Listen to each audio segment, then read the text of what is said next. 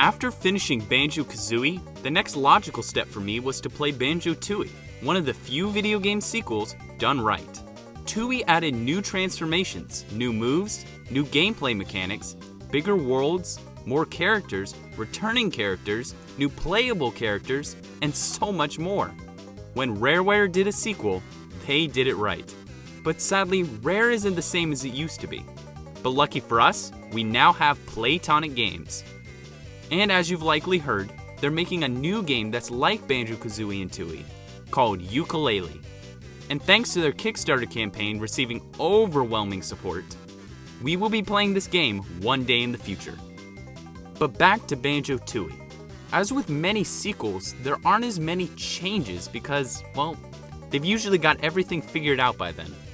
And not only that, the stuff that did change in Banjo-Tooie are just kind of confusing. And it's hard to come up with a theory of why they were removed. So instead of theorizing and potentially getting everything wrong, I decided to go straight to the source. And thankfully, Gavin Price, Hurst, and Steve Mayles, who work at Playtonic and originally helped create Tooie, have been a tremendous help in this video. So if you're listening, guys, thanks again. So on this episode of Beta64, we're going to talk about the beta of Banjo-Tooie.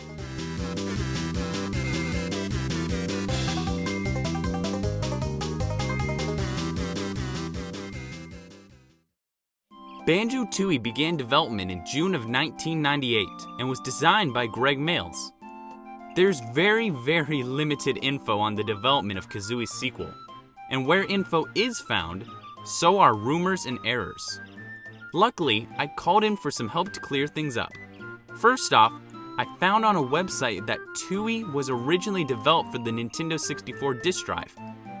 This is false according to Steve Hurst, who was the lead environment artist for Tooie and Kazooie.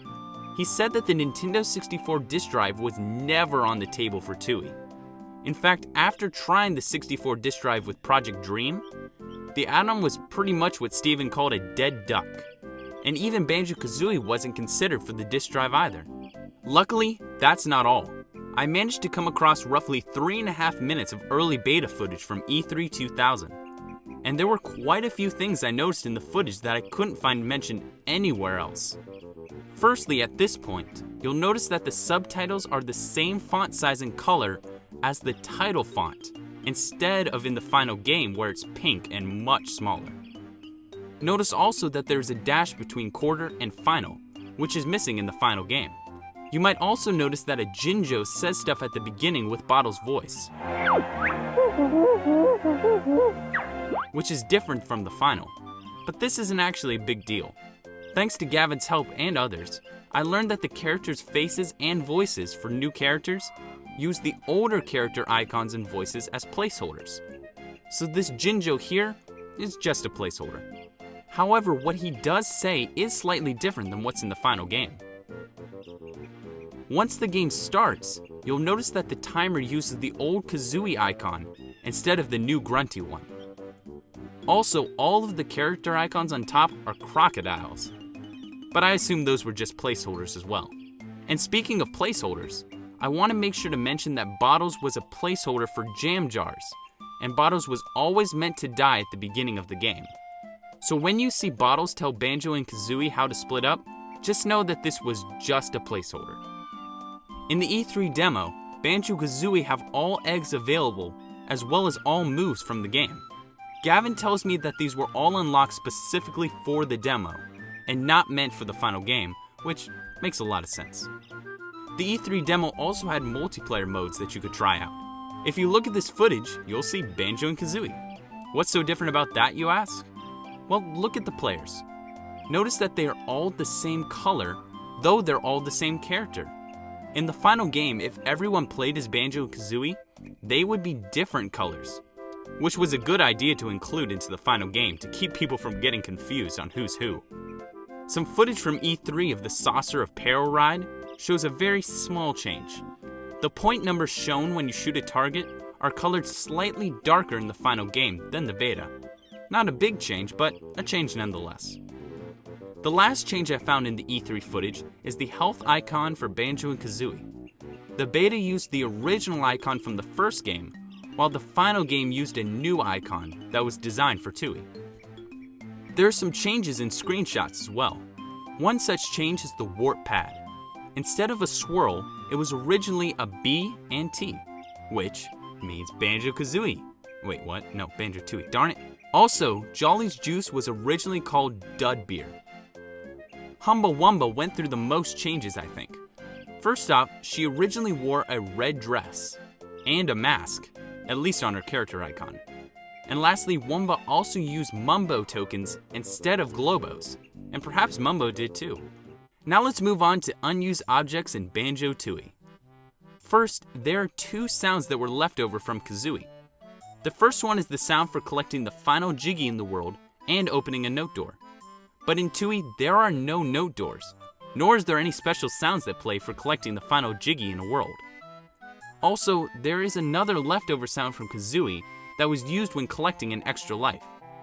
But Tooie has no lives, so it wasn't used. Now there's a chance that these sounds were never planned to be used, and just every sound from Kazooie was put in the game, leaving these leftovers. It happens all the time. Now let's move on to Unused Graphics, shall we? This one is used whenever you use the Banjo Van in an area where the health bar is forced onto the screen. Since the Banjo Van can't get hurt in Witchy World, a health bar never appears. According to Steve Mayles, who is the father of Banjo-Kazooie, this icon was likely a placeholder created for when the character doesn't have a rendered head. So this icon was not just meant for the Banjo Van, but also for any character without a head icon. Some unused objects were found in Banjo-Tooie as well. These appear to be of a floor or ceiling, and something with 3 doors. Stephen Hurst thinks that these were simply test objects, used by one of the programmers to test something out. In the end, he definitely believes that these were never meant to actually be used in the game. The next thing we're going to check out is what appears to be an unused animation for the Banjo Van, one of it swimming. Now, of course, there's no water accessible by the truck in Witchy World. In fact, the only water that is in the world is in the Dive of Death, which I don't see why it would have been planned to be accessible by the Banjo Van. So why is the animation there? Steve Mayles seems to have the answer. It isn't there. He's very confident that there was no swimming animation for the Banjo Van, as there was no water ever planned for Witchy World. He believes that the van is using the same animation Banjo uses in bear form, which makes sense, because some of the joints he says were named the same, and thusly when used they will move around, but very randomly. Draw your attention to the front wheels. Crazy random, right? Of all of this, the biggest thing scrapped in Banjo-Tooie is the game mode Bottle's Revenge, which you probably heard from my interview with Playtonic Games. But now it's time for me to give you some more details. Bottle's Revenge was a mode in Tooie that allowed a second player to terrorize or assist the first player by using Bottle's ghost to possess monsters and even originally bosses. Bottle's Revenge was scrapped because of time constraints during debugging, but this mode did work quite well according to the developers. In fact, this mode works so well that you can actually play through the final game with the mode enabled thanks to a Game Shark code. This mode even has a cool opening cutscene, which I recorded on my console, that I'll show you now in full.